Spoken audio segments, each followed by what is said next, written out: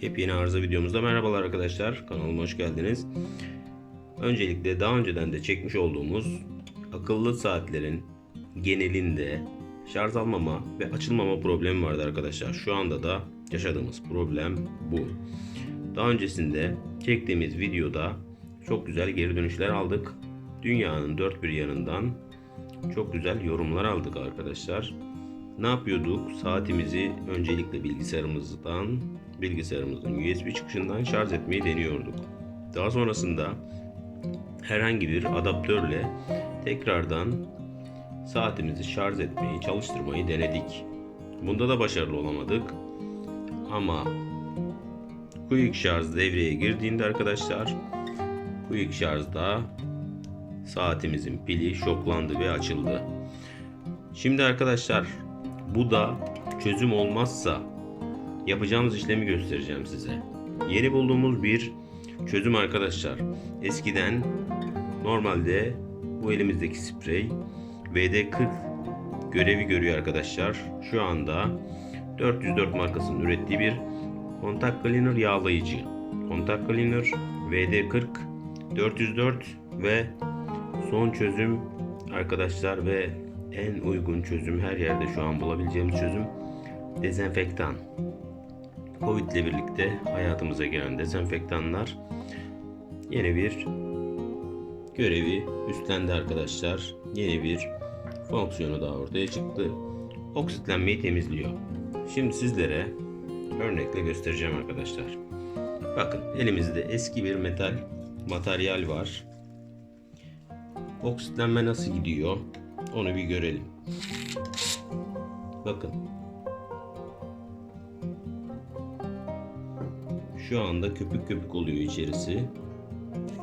Burayı fokuslayayım. Bir daha göstereyim. Bakın.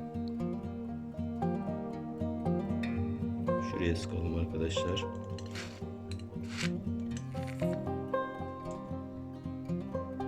Şu an görüyorsanız orası kıpır kıpır hareket halinde. Bakın. Şu anda oksiti temizliyor. Aynı konu saatlerimiz için de geçerli. Bu oksit temizleme videosunu mouse tamirinde de göstermiştik arkadaşlar sizlere. Mouse tamirini bu şekilde yapmıştık arkadaşlar. Şimdi fokusumuzu yenileyelim ve mouse'ların tuşları basmıyorsa yine aklınızda bulunsun. Takılı kalıyorsa, scroll tuşu hareket etmiyorsa, içerisindeki tuş ve scroll makaralarının hareket sensörlerini WD-40 kontak cleaner ve dezenfektan yoluyla da tamir edebiliyorduk arkadaşlar. Bu da aklınızda bulunsun ki önemli bir detay, hepimizin muhakkak mouse'larla da işi var arkadaşlar. Şimdi bir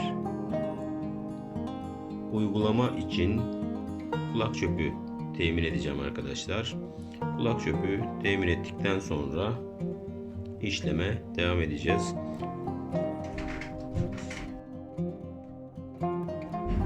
Evet. Hemen geldim arkadaşlar. Bir kulak çöpümüzü dezenfektan veya aynı işlevi görüyor WD-40 spreyimize batırıyoruz. Şu şekilde uyguluyoruz. Evet, bol bol yedirdikten sonra öncelikle şimdi arkadaşlar normalde şöyle bir deneyelim, bakın şu an itibariyle. Evet, bakın arkadaşlar, akıllı saatimiz hala açılmıyor. Bakın.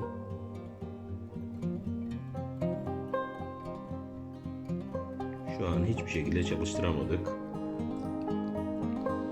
WD-40'ımızın etkisi geçmiş olabilir.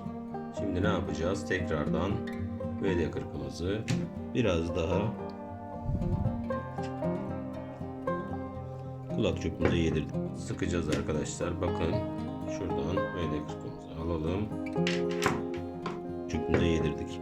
Öncelikle arkadaşlar bu cihazlarda eğer ki altın oranı düşükse oksitlenme olur. Bakır kararır. Diğer birçok metal oksitlenir.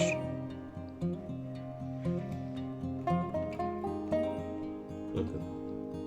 Buradaki pinleri uyguluyoruz. Oksitlenmeyi gideriyoruz.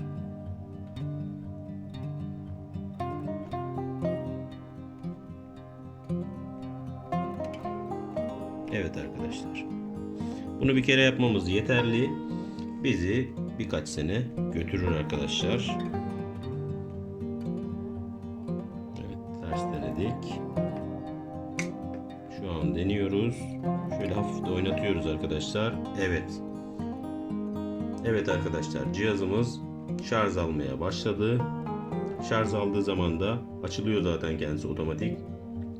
Açılmaya başladı. Sevindirici bir haber. Sizlerin de denemenizi öneriyorum arkadaşlar. Herhangi bir sakıncası yok. Çok fazla da uygulamayın arkadaşlar. Hafif hafif uyguladığınız zaman zaten neticeyi alacaksınız arkadaşlar. Diğer videolarıma ve altındaki yorumlara da bakın arkadaşlar.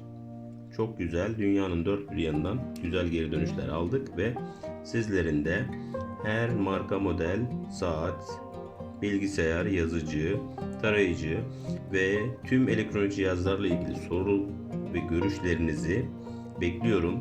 Arızalarınızla ilgili çözüm önerilerini en ekonomik ve en kısa yönden nasıl çözeceğimizi sizlere cevaben atacağım arkadaşlar. Cevaplarımı oradan okuyup bir şekilde kendiniz uygulayabilirsiniz. Ekonomik bir şekilde arızalarınızı çözebilirsiniz arkadaşlar. Bakın şu anda saatimiz tam kapasite çalışıyor arkadaşlar. Şu anda herhangi bir problemi yok saatimizin. Gördüğünüz gibi gayet aktif, faal bir şekilde çalışıyor arkadaşlar. Lütfen videomuzu beğenin, kanalımıza abone olun ve arkadaşlarınıza önerin. İzlediğiniz için teşekkürler. İyi günler.